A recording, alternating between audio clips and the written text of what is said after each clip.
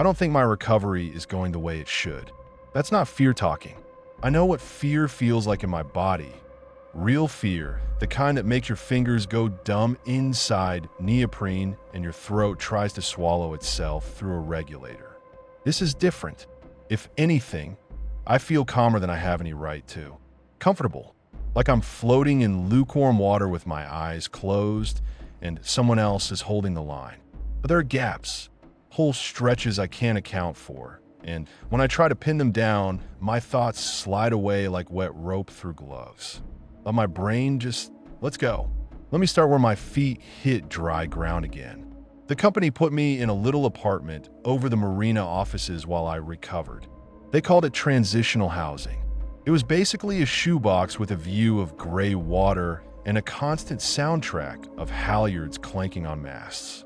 The place stank of bleach and lemon cleaner and that sour, low-tide smell that never really leaves your clothes once you've worked offshore long enough. The air tasted like brine and metal, like someone had wiped the world down with a rag soaked in seawater and pennies. My ride dropped me at the curb like I was a package. The driver, some kid who'd never been farther out than a pier, actually helped me up the stairs.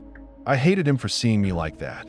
Bandages wrapped my calves and thighs, taped around my ribs. The doc had said abrasions and pressure sores and skin breakdown, but I'd seen what bit me. I'd felt it. Sores doesn't cover something that latches and pulls. Outside a couple of the other units, there were orange notices taped to the doors. Water intrusion, mold remediation. It made me snort, which yanked at my ribs and made me hiss. Water intrusion in a building sitting 10 feet from the harbor. Like you could file a complaint against the ocean and expect it to listen. Inside, everything looked wrong in that too clean way. All the soft stuff was gone. No rugs, no throw pillows, nothing that could hold moisture. The couch was the only thing that felt human, and even it was still wrapped in that crinkly plastic you peel off a new mattress. My eyes went straight to the seams, the cushions, the dark places underneath, because that's what happens after you've spent too many hours staring into murk through a faceplate. Nothing moved. Nothing crawled. Thank God. I lowered myself onto the couch like I was easing into a deco stop. Slow, controlled, try not to tear anything. One of the bandages caught and tugged at a wound, and I sucked air through my teeth. The pain was there, sharp and petty, like it was mad I'd forgotten it for even a second. I had a remote. I had a can of ginger ale that tasted like sugar and sadness. I had some trash reality show murmuring in the background because silence makes you hear things you don't want to hear. For maybe an hour, I almost felt normal. Then the knocking came. 3 taps. Not loud, not desperate, just polite, like someone who knows you're home and knows you're going to answer. Seriously? I said out loud to the empty room. My voice sounded wrong in there, too soft like the walls were damp. They couldn't give me one day. The discharge nurse at the hospital had talked about home health care. Somebody checking my dressings, making sure I wasn't developing infection, making sure I wasn't, peeling apart like wet paper. I nodded along because I was exhausted and because in the hospital you learn fast that you agree with whatever the person with the clipboard says. I pushed myself up, swore, shuffled to the door. The peephole was fogged a little from condensation. The whole building sweated. It was winter and the heaters fought the damp and lost. I wiped the glass with my thumb and saw an old woman. Not old like crumbling, but old in that sturdy, tight way. Gray hair pulled back, beige cardigan, sensible shoes. She held a black bag with a floral strap that looked like it belonged to someone's grandma going to church. She smiled right at the peephole like she could see me through it. I should have paused. I should have asked who she was through the door. Instead, I opened it, because I've spent too long letting people in uniform or with the right posture tell me what's happening next. She didn't wait for an invitation. The moment the latch cleared, she slipped inside like water through a crack. My, she said, bright as a bell. Well, a lovely little place. Oh, but you could use some cleaning. Must be tough in your state, dear. Her voice grated, not because it was mean, because it was too cheerful, too clean for a building that smelled like fish rot and bleach. "Can I help you?" I asked flat, leaning on the doorframe because my legs didn't feel like mine yet. "Why, dear? I'm here to help with all of this." She waved a hand at me like I was a mess on the floor. "You're in such a state." So she was my nurse. All right. I didn't see a badge. No company logo. No clipboard. Just that bag and that smile. "Look," I said, trying to keep my voice even, "it's been a rough week. Can we just do whatever you need to do?" And she stared at me for a beat, like she was listening for something under my words. Then the smile widened, and she nodded like we'd agreed on something important. "Take a seat, dear." I sat because sitting felt like the only safe thing I could do without falling on my face. She guided me with a warm hand between my shoulder blades. Somehow she avoided the places that hurt the most. Her palms were dry and hot, like she'd been holding them over a heater. "Now," she said, setting the bag on my coffee table with a soft thud, "I'm gonna grab a few things. You have a drink, yes? It's bitter, but it'll do wonders." The bag was older than it looked. The leather, real leather, not faux, had little saw cracks in it, like it had been exposed to sea air for years. The floral strap was the only cheerful thing about it, and even that looked stained if you stared too long. She opened a side pocket and pulled out an orange pill bottle, the kind they give you from any pharmacy. She unscrewed the cap, shook 2 capsules into her palm, and held them out. Blue and pink, like something meant for kids. "Like candy. Just 2 today, dear," she chirped. "We might up the dose later." "I don't." I started because nurses aren't supposed to just hand you random pills without checking anything, right?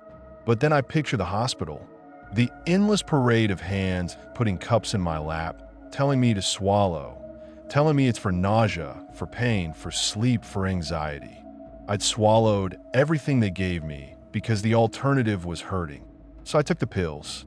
She handed me a bottle of water I didn't remember buying. The label was damp. The cap had a little rust on it, like it had sat somewhere wet. "Drink up," she said. I swallowed. The pills hit fast, not like a slow melt of a painkiller, more like a switch being flipped behind my eyes. The pain didn't fade. It got moved somewhere else, like someone had packed it away in a box and slid it under a bed. My limbs went loose. My mouth tasted faintly of copper and salt. My heart slowed down, steady and heavy, like a ship engine dropping to idle. "That's it," she murmured, and her hand settled on my shoulder, fingers squeezing gently. "Good, good." Her touch was the warmest thing in the room. She started working without asking permission. She peeled back tape, lifted gauze. I should have flinched, should have fought, should have at least looked. Instead, I watched the TV, watched some idiot cry about a broken engagement, while an old woman handled my body like she'd done it 1,000 times.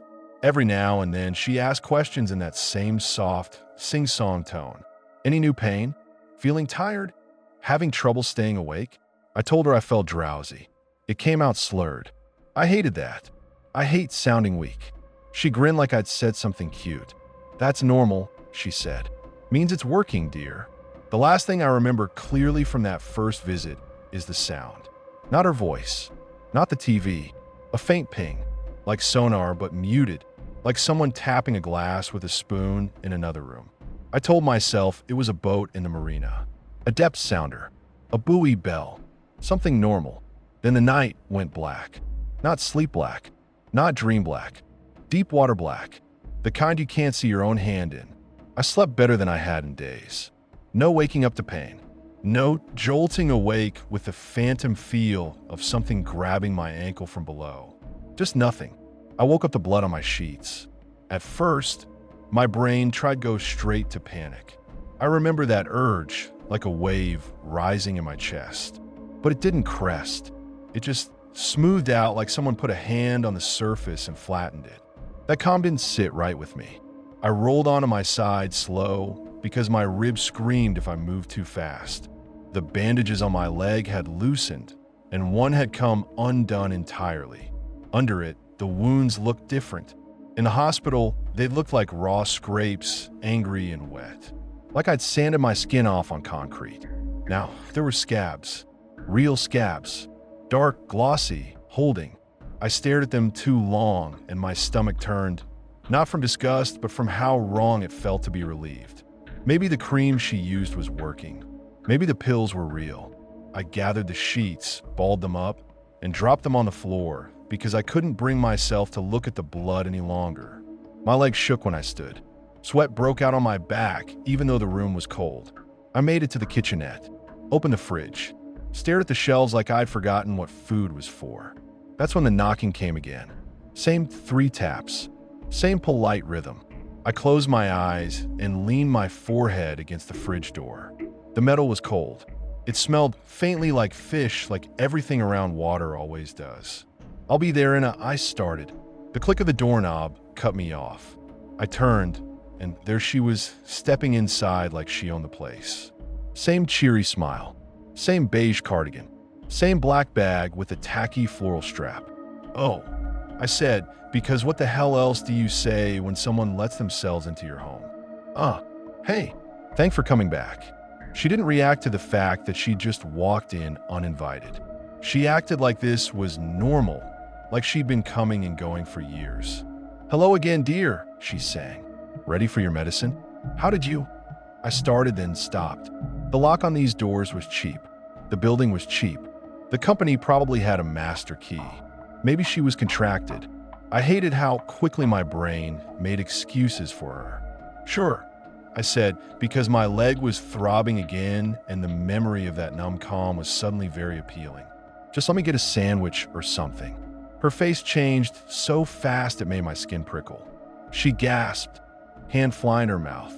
Not fake, not theatrical, like I'd told her I was going to walk into traffic. "Oh, no," she said. "You need a rest, dear. Let me handle that for you. I can make my own." She took my arm. Not hard, not violent, just firm, like a mooring line under tension. Her fingers were strong, stronger than they should have been. Her thumb pressed into a spot just below my elbow, and my whole arm went weak like she'd found switch. Pain flared as she guided me back to the couch. I swore under my breath. She didn't even blink. "There we are," she cooed, sitting me down like I was a child. She went to the fridge like she'd been living here, opened it, took out a bottle of water, the same kind as yesterday, damp label, Rusta Capitul. She put in my hand, then tipped 2 more blue and pink capsules into her palm. "Open," she said. I stared at her, annoyed now, the irritation finally bubbling up through the fog in my head. "Do I have a choice?" I asked. Her smile didn't change. Her eyes did, just for a second, something flat behind them, like the surface of a pond with no wind.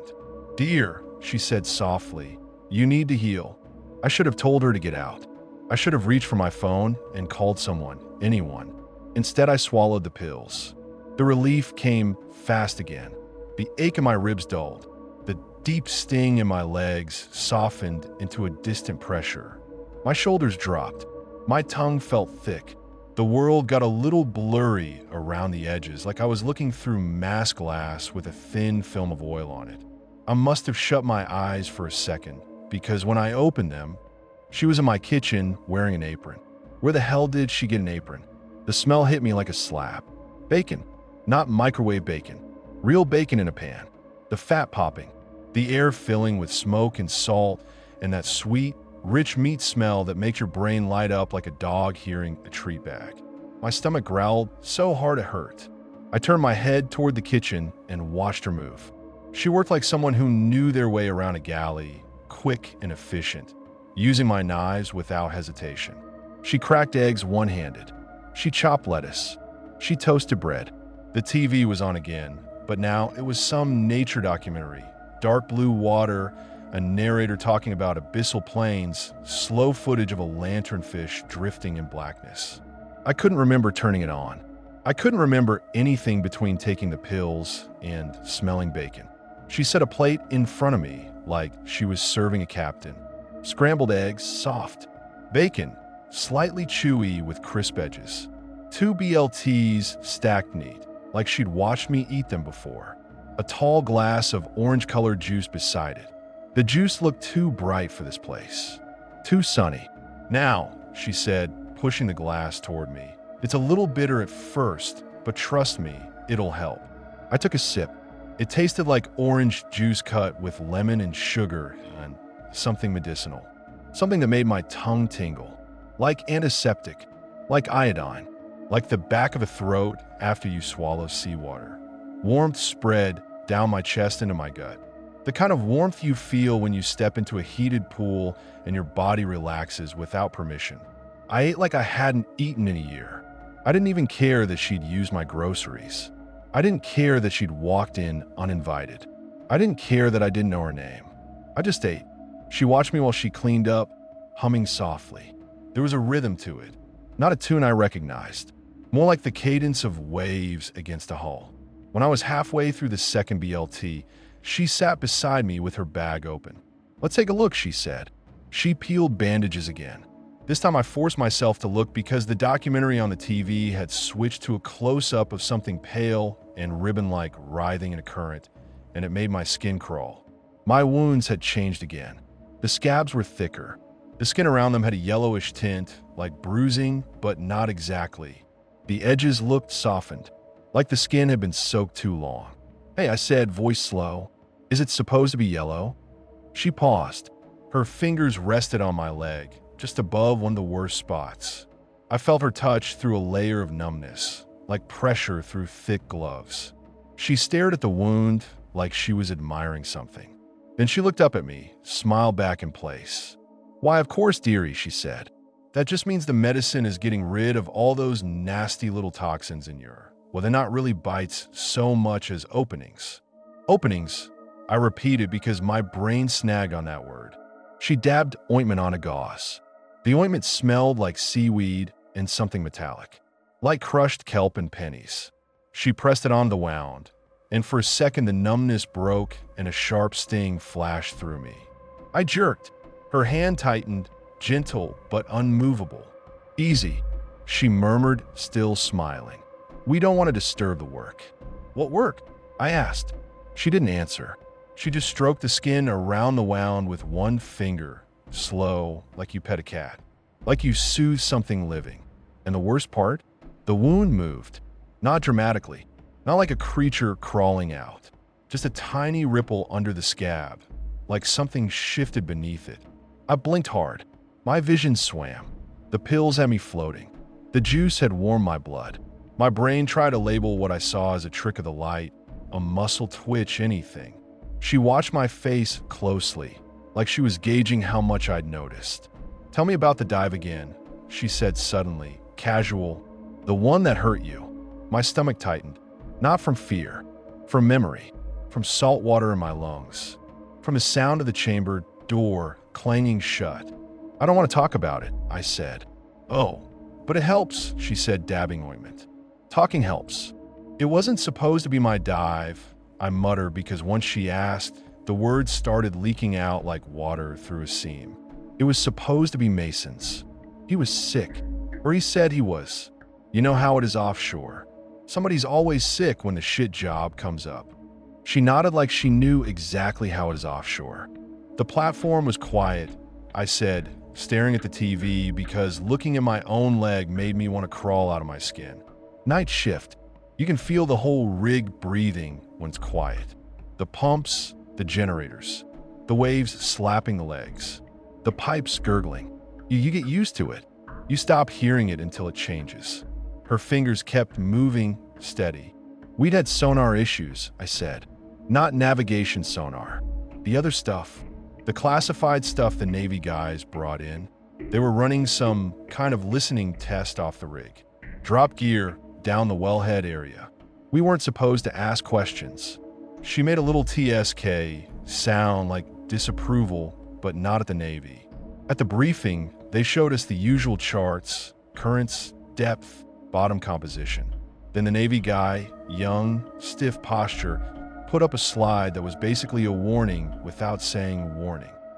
He said if we heard any irregular pinging on our comms, we were to report it immediately. No jokes, no messing around. Irregular pinging. Like we're not grown men who've heard sonar before." I swallowed. My mouth tasted like salt and orange. "We dropped in through the moon pool," I said. "Water was black.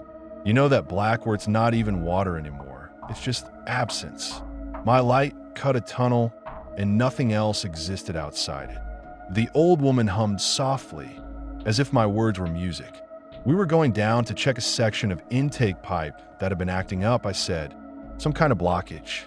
They thought it was debris, storm season, kelp, netting, whatever. The job was simple. Descend, inspect, clear if possible, mark if not. In and out. I laughed sharp. It hurt my ribs. Simple, I said again, like the word was a joke.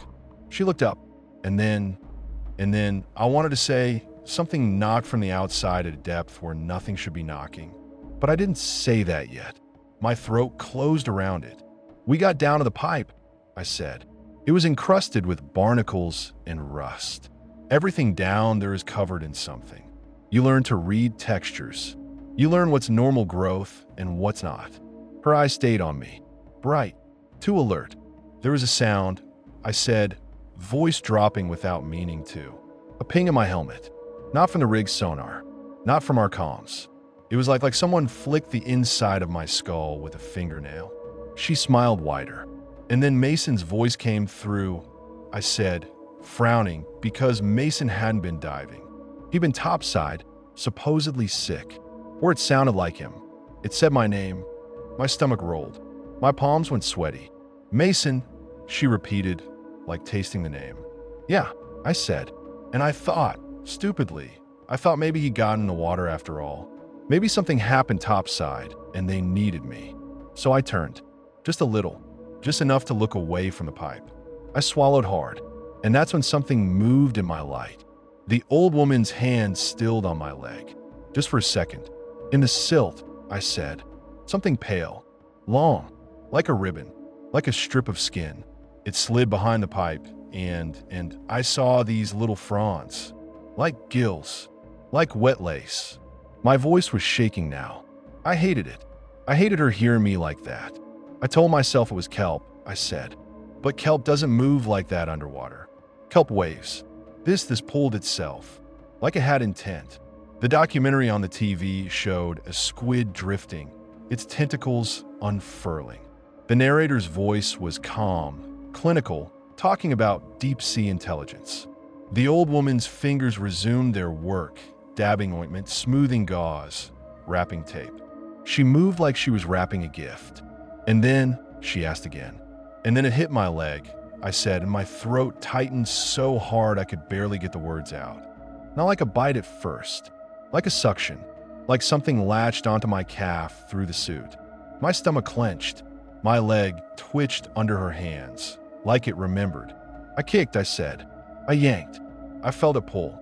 Then my suit alarmed because the pressure in that leg area changed. Like something was trying to breach it. Her eyes gleamed. I screamed into the comms, I said. I told topside something was on me. I told my buddy, Daryl. He needed to. My voice broke because Daryl didn't make it back up the way he went down. There was another ping, I whispered, right on my skull, and the thing on my leg let go, not because I fought it off. It just released, like it got what it needed. I looked down at the bandages on my leg now, at the yellowed skin and the scabs that weren't really scabs. Openings, I muttered. The old woman smiled like I'd said the right answer. You were very brave, she said. I almost laughed again. Brave. I'd blacked out in the chamber. I'd puked seawater and bile. I'd begged the medic not to close the chamber door because once it shut, you couldn't hear the world anymore. And I swear to God something was knocking from outside steel. But that's where the gaps start. That's where my memory goes soft. I remember the chamber smell, oil and sweat and old metal. I remember the medic's hands on my bandages. I remember the doctor's face behind a mask, eyes tired. I remember someone saying infections and unknown marine exposure and keep him sedated. Then I remember waking up on a hospital cot onshore, staring at ceiling tiles, listening to the distant sound of water in pipes that made me think of the rig circulation system. And then I was here, in this damp apartment by the harbor, letting an old woman I didn't know wrap my wounds and feed me pills. She finished the bandaging, patted my knee like I was a good dog, and stood. There, she said. Better. Much better. I tried to stand too, because I didn't like being below her, but my legs felt heavy, like they were full of wet sand. She went to the sink and rinsed her hands. The water ran too long, longer than it needed. I listened to it and felt my pulse slow with it, matching the rhythm. "You're doing so well," she called over the water. "I'm proud of you." That should have made me angry. Nobody says they're proud of you unless they want something. Instead, it made me warm. That's the scariest part, honestly. How good it felt to hear. When she left, she didn't say goodbye like a nurse clocking out. She said it like a mother tucking you in. "Rest, dear," she said, hand on my shoulder again, warm. "Let the sea do its work." "The sea," I repeated, frowning. She smiled. "Oh, just a saying." Then she was gone. I don't remember locking the door. I don't remember anything after my head hit the pillow. I woke up in my bed with new bandages and clean sheets, like yesterday had been erased. It was dark. The window showed the marina lights reflecting on black water, wobbling with every small wave. The reflections looked like long, thin fingers reaching up. My phone was on a nightstand, plugged in, full battery. I didn't remember plugging it in. I checked the time. I'd slept through the whole day. My mouth was dry. My bladder ached. I tried to sit up. My body felt wrong. Heavy, yes, but not in a normal tired way. Heavy like gravity had doubled, like my muscles had been unplugged. I swung my legs over the side of the bed and tried to stand. Nothing. My thighs trembled, then gave up. I sagged back onto the mattress, breathing hard, heart thudding slow and thick. "What the fuck?" I whispered. I grabbed my phone. My fingers fumbled like they were numb. The screen felt far away, like I was touching it through plastic.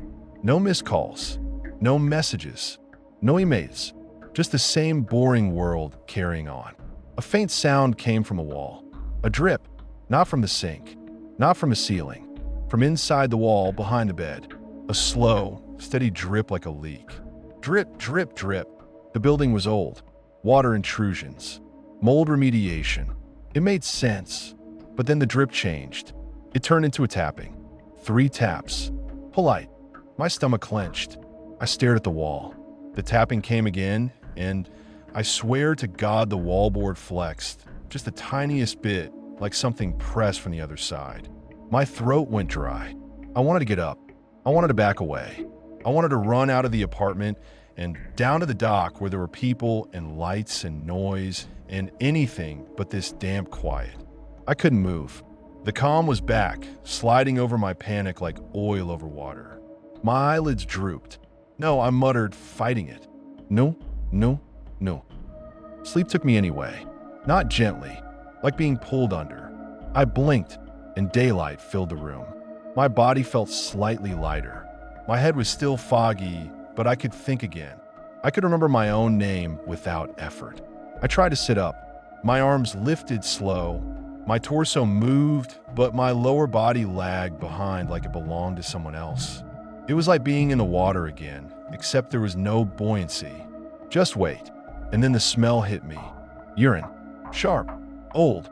And something else underneath it. Sour and stale, like a bilge tank that hasn't been pumped in weeks. My stomach dropped. I'd pissed the bed. I stared down at the sheets, at the dampness spreading. I didn't feel the wet against my skin the way I should have. I felt aware of it, like information, but not sensation. Like reading a report about your own body. A laugh bubbled up in my throat, ugly and half hysterical. The laugh you let out when things get so wrong your brain doesn't know what else to do. Then the door creaked. My laugh died. I tried to turn my head toward the sound. It moved slow, like my neck was stiff with salt. The door opened a few inches. I saw fingers first. Old, wrinkled fingers gripping the edge of the door. Then her face. "Oh dear," she said in that same bright voice. "I'm sorry. I shouldn't have left you so long. I had other patients, you see. And Reginald really was acting up today. Didn't want to take his medicine, you see." She rambled as she entered, like she was filling space so I wouldn't speak. "Please." I croaked because my throat felt thick. "Who are you?" She didn't answer. She crossed the room and flipped me like I weighed nothing. Not rolled. Flipped, like turning a fish. Pain sparked in my ribs, and then dulled again, smothered under that calm. "There we go," she said, brisk now. "Nos jam, dear."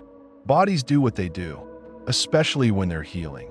She stripped the sheets with efficient, practiced movements. She wiped me down with warm cloths that smelled faintly of salt water. Not soap, salt. My skin prickled under the cloth as if it recognized the ocean. I tried to grab her wrist. My hand closed slow and weak around her arm. Her skin was warm, too warm. She looked at my hand, then at me, smile still in place. Now, she said softly. "Don't strain." She cleaned me, changed the sheets, lifted me, repositioned me, all without asking. The whole time, I heard that faint ping again. Not from the TV, not from my phone, from somewhere deeper, like it was coming up through the pipes. Ping, ping, ping. My eyes tracked her bag. It sat on the floor, open. The floral strap draped like seaweed. Inside, something shifted. Not a bottle, not bandages. Something wet moved in there, slow, like a fish turning in a bucket. I tried to speak. My tongue felt like it had been dipped in glue. She must have seen my eyes because she stepped between me and the bag without breaking her smile. "Oh," she said, like she'd remembered something.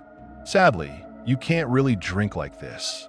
She sounded almost regretful, like she hated denying me something. Then she reached into her cardigan pocket and pulled out a syringe. Clear liquid, no label, no packaging. My heart jumped. Finally, real fear tried to punch through the calm. "What the fuck is that?" I rasped. She took my limp hand in hers, clasped it like comfort. It made me realize how cold I was.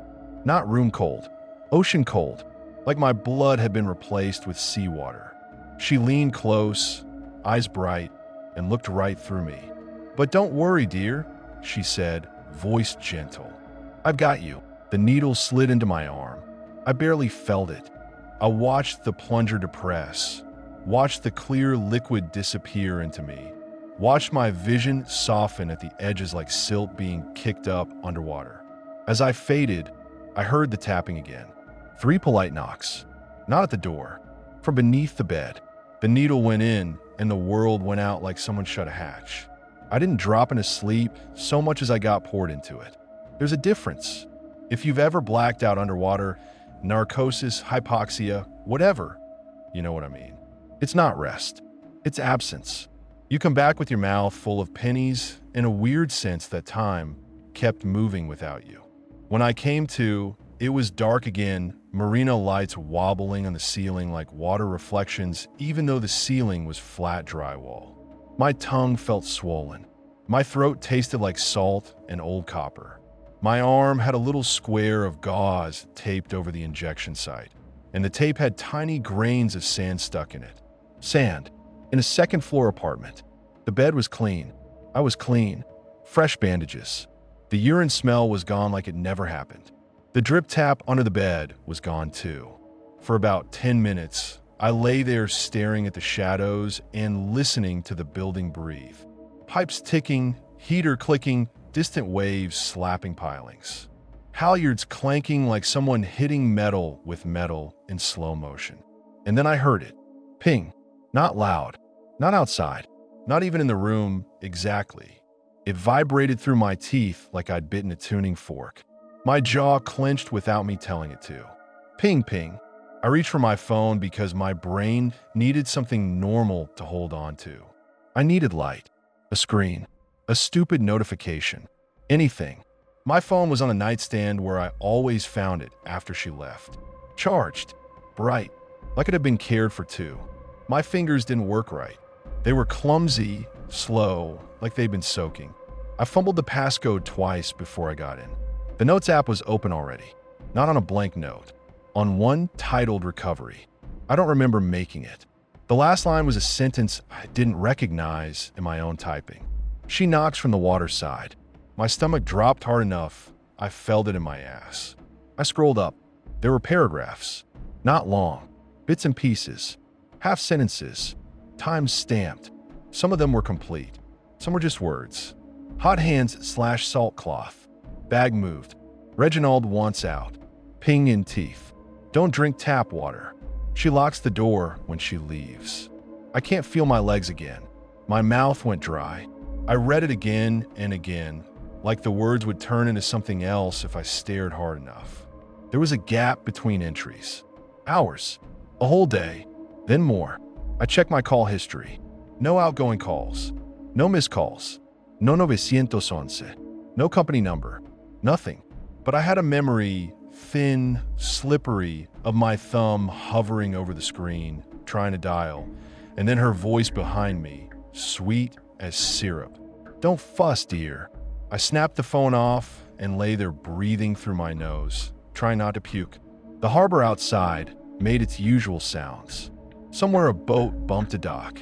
Somewhere a gull screamed like it was being murdered. Normal. But the ceiling still looked like it had water moving over it. I forced myself to sit up. My ribs protested. My legs felt like wet logs. But I sat. That was something. The room smelled faintly of the stuff she used. Kelp and metal, and that weird clean salt smell like freshly opened seawater, like the ocean had just been poured in a glass. I swung my feet off the bed.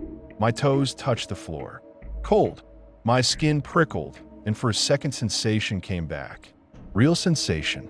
The floor texture under my feet. The pull of bandages against healing skin. The heavy soreness in my thighs. I leaned forward, hands on my knees, breathing like I'd just done a hard swim. "Get up," I whispered to myself.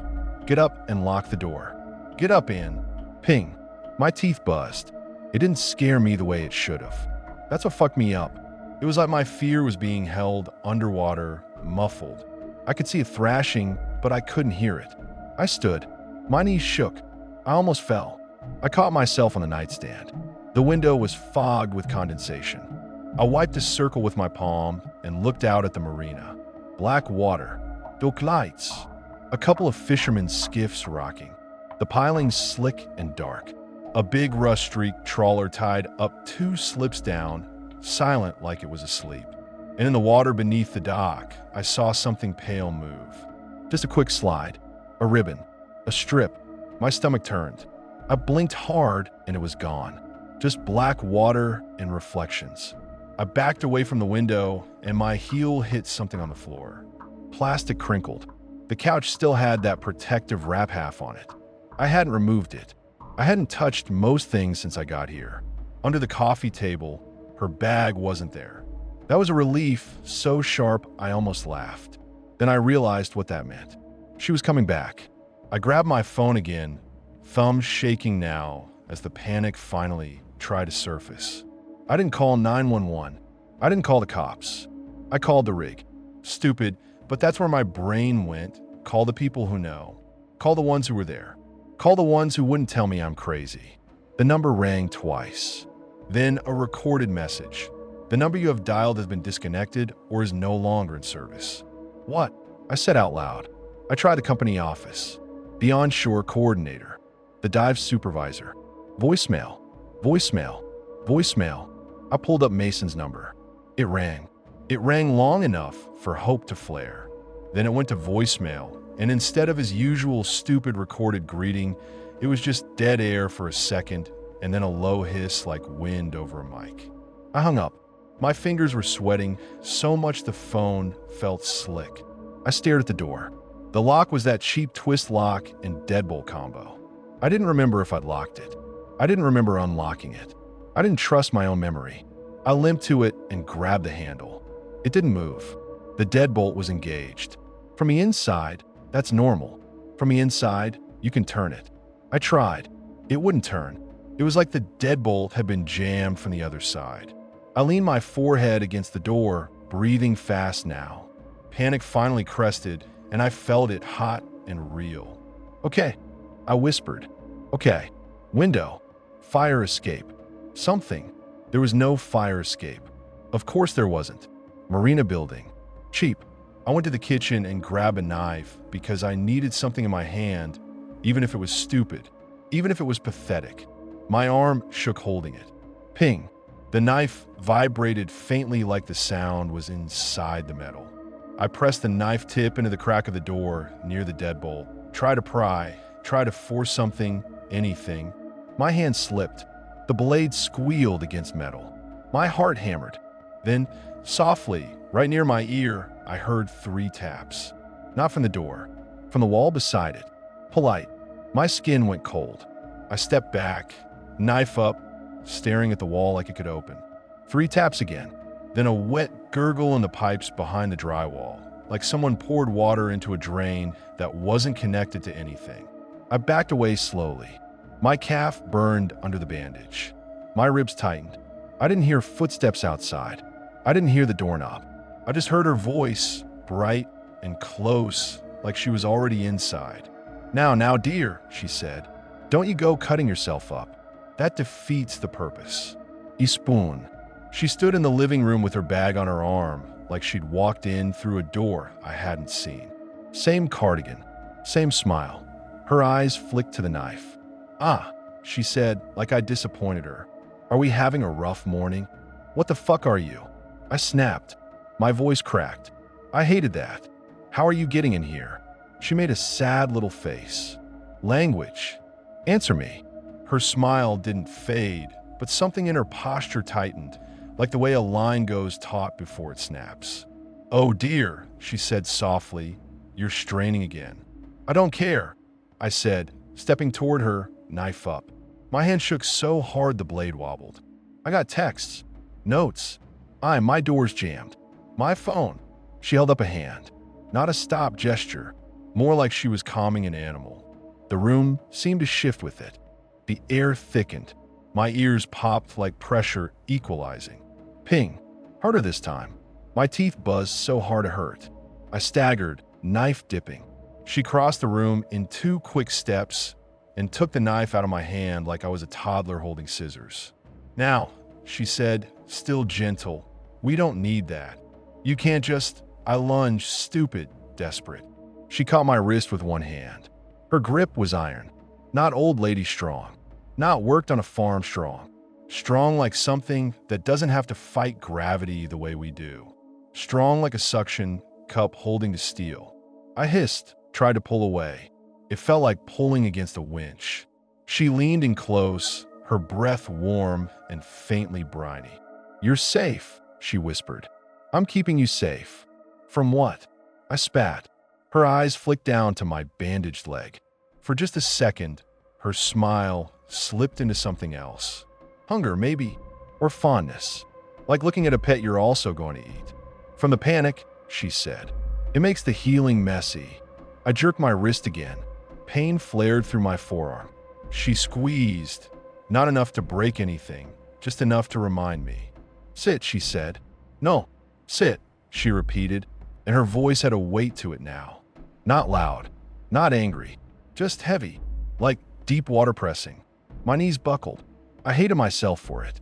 I wanted to scream. I wanted to spit her face. Instead, I sank onto the couch, breathing hard. There was again that slick calm sliding over my rage like oil. She patted my shoulder like I'd made the right choice. That's my good dear, she said, bright again. Now, medicine. Get out, I muttered. Oh, she said, pretending to be shocked. Rude. She opened her bag on the coffee table. This time I looked. Inside were bandages, yes. Bottles. Ointment jars. A syringe case. And beneath that, something wet and pale coiled like a hose. It wasn't a hose. It pulsed. A slow flex like a throat swallowing. My stomach lurched and bile rose hot in my mouth. I gagged. She clicked her tongue. Don't be dramatic. What is that? I whispered. She tilted her head. Reginald, that's not. It's rude to talk about someone like they can't hear you, she said, and her voice went sharp for the first time. The pale thing in the bag shifted, and I heard a faint suck slap sound, like a fish mouth against glass. Ping. My vision swam. She took out the pill bottle and shook out 2 blue-in pink capsules. Open, she said like before. No, I said, and there was still enough of me left to mean it. Her smile stayed. Her eyes hardened. Dear, she said softly. Do you want to feel it? Feel what? What's inside you? She said like it was obvious. My mouth went dry. My bandaged leg throbbed with a deep, slow pulse. She waited, patient, like a tide. I stared at the pills. My hands curled into fists. "I'm calling someone," I said. She smiled wider. "You can't. I'm doing it anyway." I reached for my phone on the couch cushion. Her hand landed on it first. Not fast, just inevitable. She lifted it and turned the screen toward me. The display was on. Notes app. The cursor blinking. A new line appeared, letter by letter, like someone was typing. "Don't call. They listen." My stomach dropped. I stared at it, then at her, then at the bag where the pale thing coiled and pulsed. "You're doing that?" I whispered. She shrugged, almost playful. "You are. I'm just helping." My throat tightened. My eyes burned. "I don't understand," I said, and I hated how small my voice sounded. "Of course you don't," she said sweetly. "You're on the surface. You've always been on the surface. Even when you go down, you're still surface. All that air and noise in your head." She reached out and pinched my cheek like a grandmother. "And you're so tired," she added, softer. "You've been fighting something you don't have the strength to fight. Let me do the hard part." "Why me?" I asked. She looked genuinely amused. "Oh dear," she said, "because you were opened." My skin crawled. She put the pills in my hand. "Open," she said again. My fingers trembled. I didn't move. Her smile faded slightly. She sighed, like a nurse dealing with a stubborn patient. "Well," she said, "we can do it the uncomfortable way." She reached into the bag and pulled out the syringe. Clear liquid again. My heart slammed. "No," I said, scooting back. She grabbed my forearm with that iron grip, pinned it against the couch arm like I weighed nothing. Her face stayed calm, cheerful, like she was giving a flu shot. "You'll thank me," she said. The needle went in. Cold spread through my veins like seawater. Ping. The room tilted. The TV, when had it turned on, showed black water and a slow sweep of sonar display, a green line moving across the screen. A narrator's voice murmured something about unexplained returns. My eyelids drooped. She leaned close and whispered in my ear. "Be still," she said. "Reginald hates it when you thrash." And then I was gone again. When I came back, it was always the same. Clean sheets, fresh bandages, phone charged, calm smeared over everything like grease. Days started sliding into each other. I'd wake up in daylight or darkness and not know which day it was until I checked the phone. And even then I didn't trust it.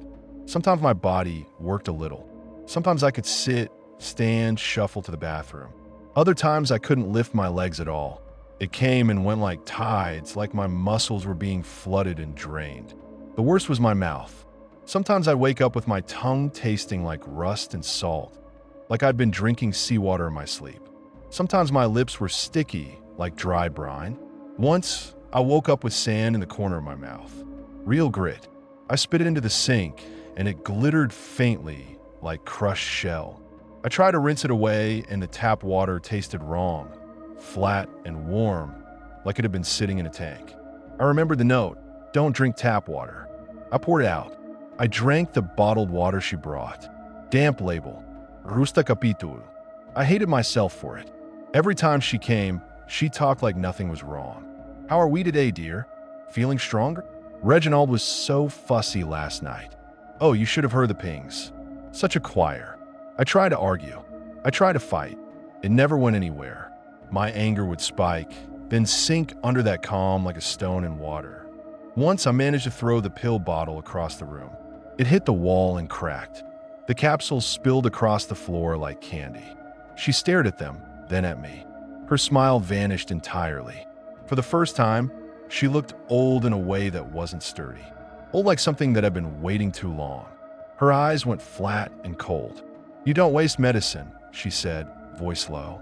"Get the fuck out." I spat, and it felt good, even through the fog. She stepped toward me. The air pressure in the room seemed to change. My ears popped hard. Pain stabbed behind my eyes like I descended too fast. Ping. Loud. I cried out, clutching my head. The pale thing in her bag, Reginald, shifted, and I heard a wet, eager rustle. She crouched, picked up the capsules one by one with 2 fingers, careful like they were precious. Then she stood and looked down at me. "Do you want to know what it feels like," she asked softly, "when the water comes in where it shouldn't?" I stared at her, breathing hard. She smiled again, but it wasn't cheery now. It was fond, like she was remembering something pleasant. "You were in the chamber," she said, "and you begged them not to close it. You remember that, don't you?" My throat tightened. I did remember. A flash of steel walls. My own voice sounding far away. My hands clawing at the door gasket like it would save me. "You remember the knocking," she continued, voice gentle. "At that depth. No one should be knocking at that depth." My stomach rolled.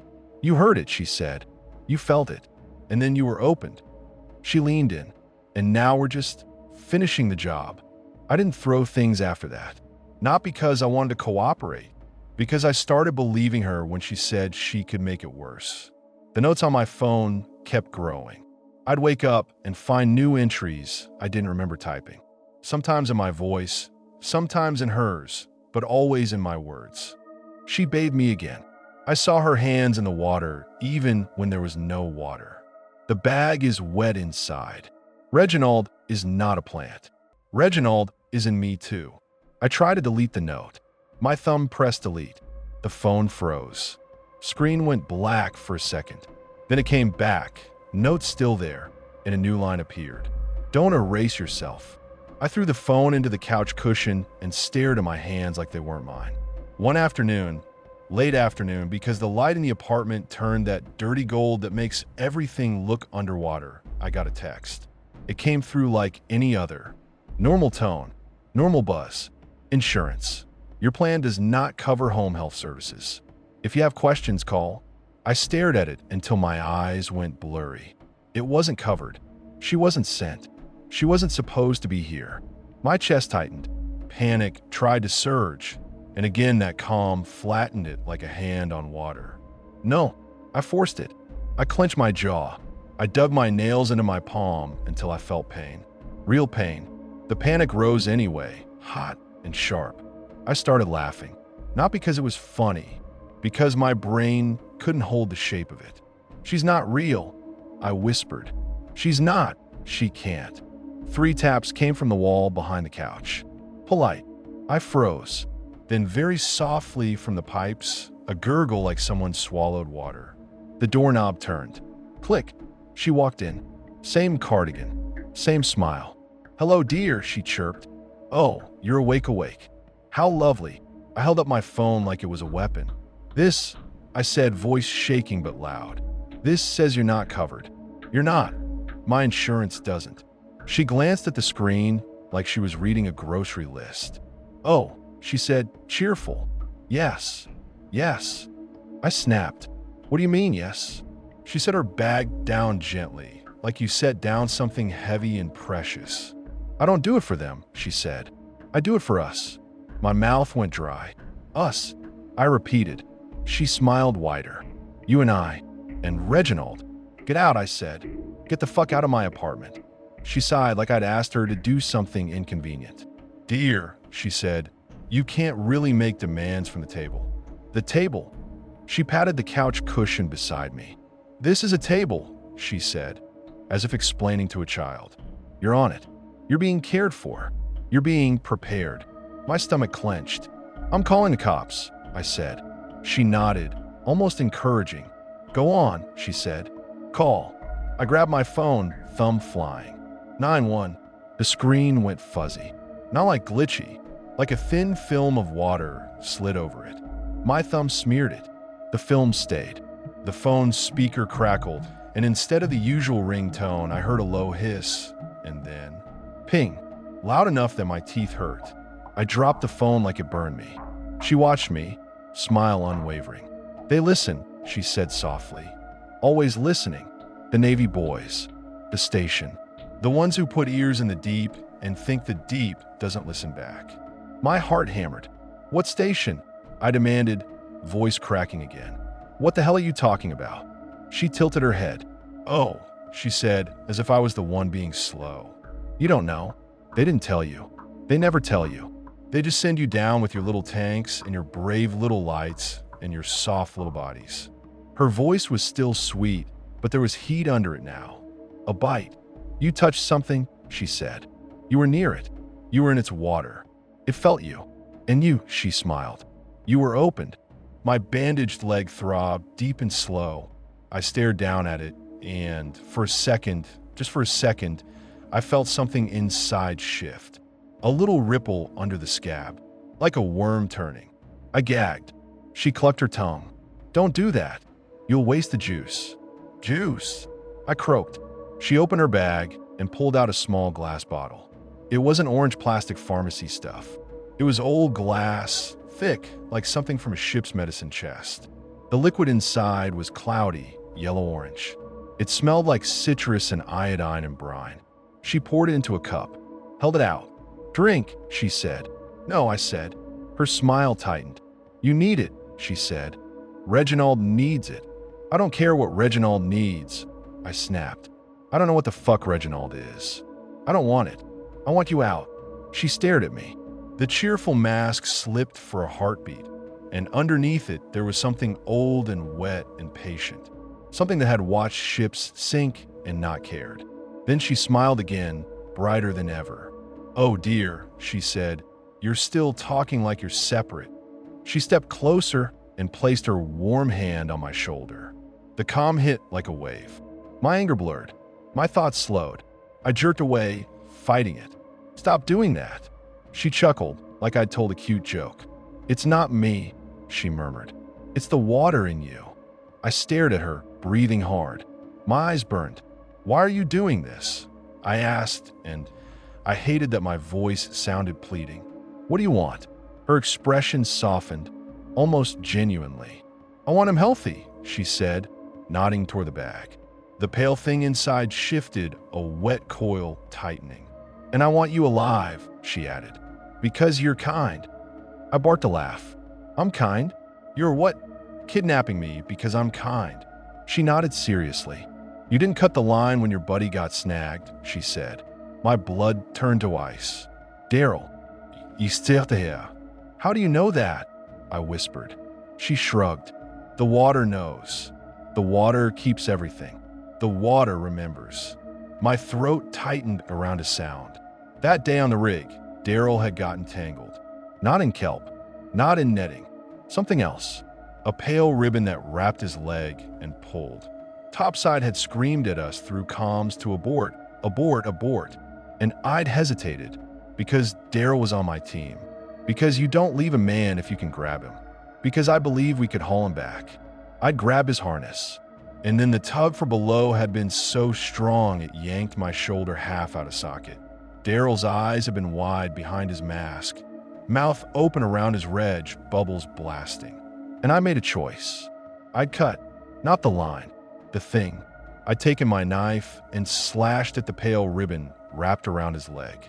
It had bled, not red, clear, like mucus. It had recoiled, and Daryl had shot upward like a cork. For half a second, I'd thought we'd saved him. Then the ribbon had snapped back and wrapped around his waist instead, and he'd been yanked down so hard he vanished into the silt like he'd never existed. Idis Kramat. Topside had screamed. My comms had filled with that skull ping, loud and mocking. And then something had hit my leg. Open me. I stared at the old woman, shaking. You're not. I started.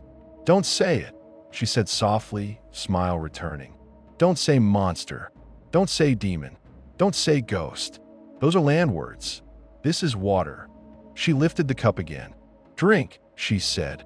I didn't want to, but my throat was dry and my body was tired, and that calm kept washing over my fear like it was nothing. I took the cup with shaking hands. The liquid was warm. It tasted bitter at first, then sweet, then metallic. It went down like medicine and seawater mixed.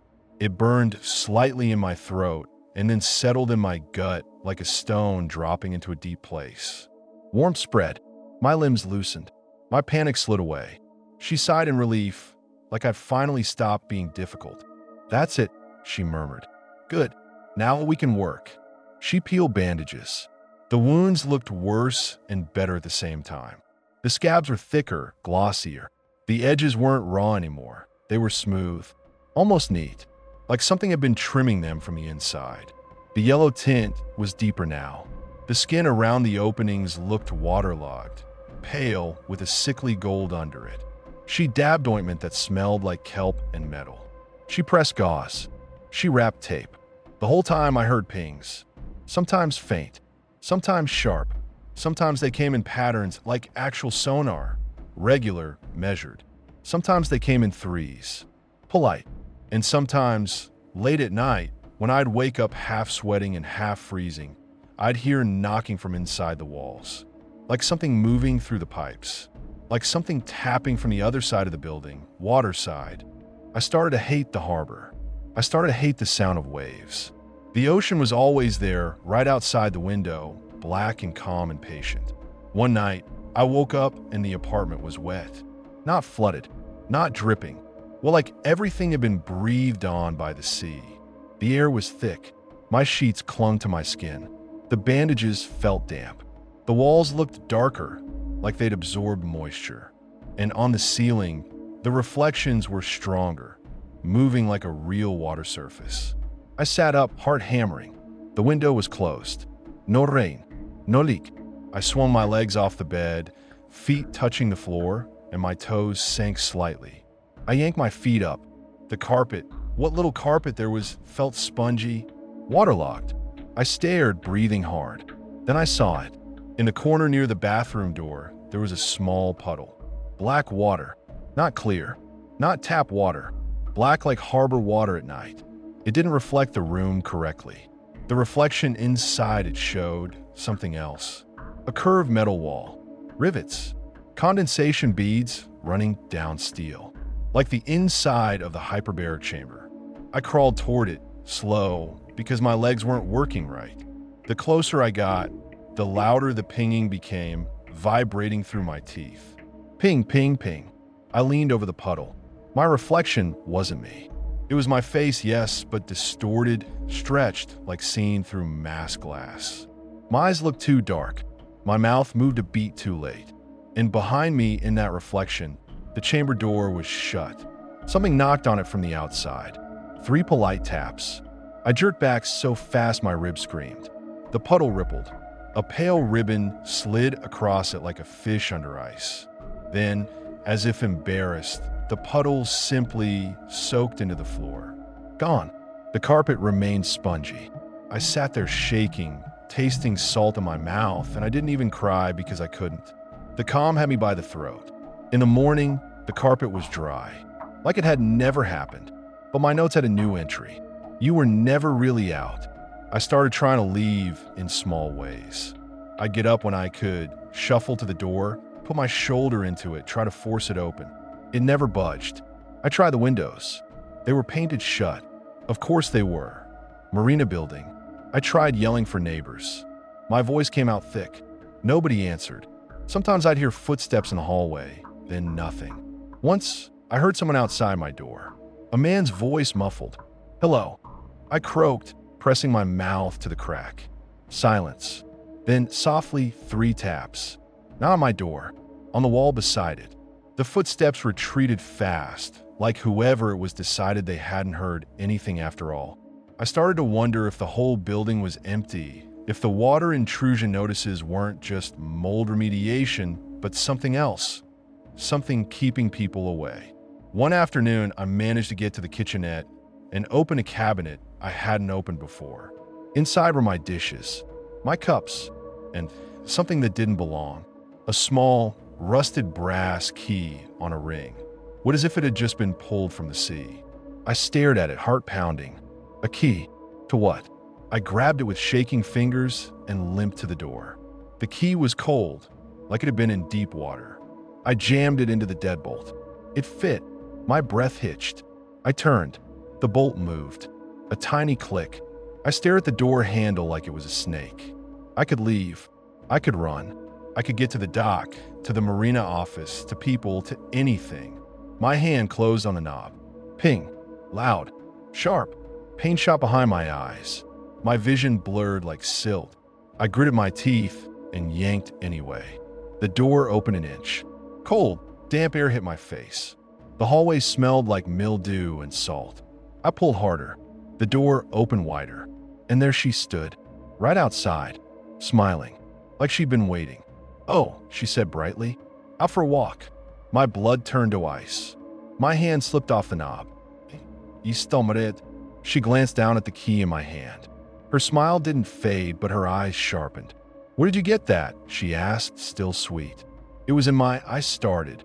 She stepped forward and took it from my fingers without asking. Her hand brushed mine, warm and dry. "Now, dear," she said, voice soft but dangerous. "We don't go wandering. Not yet. I need help," I said, and my voice cracked like kids. She sighed, stepping into my apartment like she owned it. Like she always did. "I am helping," she said. "No, my throat tightened. You're doing something to me." She turned and looked at me fully, smile gone for a moment. "Yes," she said calmly. "I am." The bluntness of it knocked the air out of me. She set her bag down. Reginald shifted inside it, wet and eager. "You're scared," she said, and she sounded almost gentle. "I know. It's hard when you realize you were chosen." "Chosen for what?" She tilted her head, considering. "For being a bridge," she said finally. My stomach rolled. "You know how your rig had a moon pool," she continued, as if explaining weather. "A hole in the middle where the sea comes up inside the structure. A place where inside and outside mix. Ister de hair. You're like that now," she said, smiling again. "A little moon pool in a soft body." I wanted to scream. I wanted to throw up. I wanted to tear my bandages off and claw whatever was inside me out with my fingernails. Instead, I stood there, swaying, feeling that calm press down on me like depth. "You're sick," I managed. She chuckled. "No," she said. "You're healing." She pulled the pill bottle out. "Open," she said. "No," I said, but it was weaker. Her eyes flicked to my leg. "You felt a move," she said softly. "Didn't you?" My mouth went dry. I had felt it. That little ripple under the scab. That turning. She smiled like she caught me in a lie. "Don't fight it," she murmured. "You'll tear the openings. Then you'll really hurt." She held the pills out. My fingers took them. I hated myself. I swallowed. The calm came like a tide. After that, my world shrank to her visits. She fed me. She bathed me. She changed my sheets. She changed my bandages. She gave me pills, juice, injections. Sometimes she'd talk about the garden like in the beginning, like she was trying to keep things normal. "Reginald likes sunlight," she'd say, as if he was a houseplant. "But he doesn't like heat. Fussy thing." Other times she'd talk about the sea like it was family. "The deep is so quiet," she'd sigh. "You surface people don't understand quiet. You only understand noise." Sometimes she'd get annoyed. The cheer would slip. One day I refused the juice, turned my head away like a child. She grabbed my jaw with those warm hands and forced the cup to my lips. The liquid spilled. It ran down my chin and onto my bandage. The bandage soaked it up, and my wound responded. I felt it, a slow, pleased pulse under my skin. I choked and gagged and tried to spit, and she slapped me.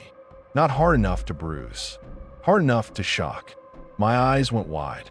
Her face was calm again immediately, smile returning. "Oh dear," she said, almost apologetic. "Don't make me do that. It's messy. Fuck you," I whispered. She leaned close. "I've been called worse by better men," she murmured. Then she kissed my forehead like a grandmother and went back to humming while she wrapped my leg. I tried to keep track of time by the tide. The marina water rose and fell. The reflections changed. The smell shifted. More fish on low tide, more clean brine on high. When the tide was highest, the tapping in the walls got worse. Like whatever was knocking had more reach. Sometimes I'd wake up at high tide and hear 3 taps on the underside of the bed again, polite as always. Sometimes I'd hear it from the ceiling, like something above me was upside down in water. Sometimes I'd feel in my bones a vibration like a boat engine idling somewhere deep. One night, I woke up mid-ping. Ping, ping, ping. My teeth buzzed. My ears rang. My eyes snapped open. The apartment was dark. The TV was off. The only light was the marina glow through the fogged window. But there was a sound in the room. Breathing. Not mine. Wet, slow breathing like air being pulled through water. I held my breath, heart hammering. The sound came from the living room. I didn't want to move. I didn't want to know, but my body shifted anyway, as if it belonged to someone else. I sat up, muscles sluggish, and I saw it. Her bag was on the coffee table, open, and Reginald was out. Not fully, not crawling across the room like some movie monster, just extended. A pale ribbon of flesh. No, not flesh, something between flesh and kelp, uncoiled from the bag and lay across the table like a thick, wet strap. It glistened in the merino light. Little frilled edges along it fluttered faintly like gills. At the end, there was a round opening, puckered like a mouth. It pulsed. Then it lifted slightly like it was sniffing. Ping! It turned toward me. My entire body went cold. I tried to scoot back, but my legs didn't move. The ribbon slid forward a few inches, silent, wet shine catching light. The breathing sound got louder. I realized it was coming from the opening itself. Not lungs, not breath, more like it was drawing water in and out, tasting the air. It slid off the coffee table and onto the floor with a soft slap. It moved toward the bedroom. I couldn't scream. The calm had my throat in a chokehold. The thing reached the bed frame and stopped. Then, slowly, it tapped the underside of the bed. 3 polite taps. I started shaking, teeth chattering. The ribbon lifted, feeling along the bed frame like a blind eel. It found my hanging bandage edge and tugged it gently. My calf pulsed, deep, answering. The ribbon paused, then slowly withdrew, sliding back toward the living room like it had been satisfied with something. A door creaked somewhere in the apartment. I heard her voice, soft and close, like she'd been there the whole time. "Don't be rude," she murmured. "He's just checking on you." I blinked. She stood in the bedroom doorway, cardigan buttoned, hair neat, smile in place. "How long have you been here?" I whispered. She laughed quietly. "Oh dear," she said. "You still think in hours." She walked to the coffee table and, with a gentle, practiced motion, guided Reginald back into the bag, as if he was a pet snake. He slid in obediently, wet and quiet. She closed the bag and looked at me. "See," she said, "he likes you." My stomach lurched. "I want you to stop," I whispered. Tears finally burned behind my eyes, hot and humiliating. "Please." She watched me for a long moment. Then her smile softened, almost sad. "I can't," she said. "Not now. You're too far along." "Along what?" She came to the bed, sat on the edge like she belonged there. Her hand rested on my bandaged leg, warm. "Do you know what it's like," she asked softly, "to be trapped under pressure?" I didn't answer. My throat was tight. "Your Navy boys put ears down there," she continued, voice low. "They put machines in the deep. They think the deep is just empty. They think it's just pressure and dark." She smiled faintly. "It's full," she said. "Full of things that don't like being listened to. Full of things that don't like their routes mapped and their voices recorded." She leaned in, and then they made something, she whispered, that called back. My skin crawled. "They call a station," she murmured. "A listening post. An underwater habitat. A metal lung sitting on the sea floor, sucking in sound and spitting it out." Her eyes gleamed in the merino light. "But metal corrodes," she said, "and seals fail, and water always finds the opening." My mouth went dry, and something on the inside, she finished, wanted out. She patted my leg. "And you," she said, bright again, "are such a good opening." I started crying then. Quiet, ugly, not sobbing, just leaking, like the sea in me was leaking out my eyes. She looked pleased, like it was a sign of health. "That's it," she murmured. "Let out. It's all part of the process." The next morning, if it was morning, I woke up with a new sensation. Itchy, deep itching under the bandages, like healing skin, like scabs tightening. I lifted the edge of the gauze with trembling fingers. I wish I hadn't. The openings weren't scabs anymore. They were rims, raised, slightly puckered edges, pale and glossy like the inside of a mouth. And when I touched one lightly, it tightened, closed a fraction, like it had muscle. I yanked my hand back, gasping while rising. My phone buzzed. Another text from a number I didn't recognize. It was a picture, a photo of the rig, not from far away, from inside. Moon pool visible, night lights harsh. The water in the moon pool looked black and flat like oil. Below the photo, one line. They moved it inland. My chest tightened. Inland? How do you move an offshore rig inland? You don't, unless the photo wasn't the rig. Unless it was something else that looked like it. My fingers shook. I typed back. Who is this? The reply came instantly. You heard it knocking in the chamber. My throat went dry. I typed. Dardarel. I spelled his name wrong. My hands were shaking. The reply. No. Then another. Daryl is still down. Then another. You will be too if you fight. I dropped the phone like it had teeth. I stared at the wall, at the faint, damp discoloration near the baseboard. 3 polite taps came from the other side. I didn't know if it was her. I didn't know if it was Reginald. I didn't know if it was something else inside the building, inside the water, inside me. I curled up on the bed and tried to breathe. The calm came anyway, smoothing everything. When she arrived later, she was humming. Good news, she chirped, setting her bag down. Reginald has been doing better.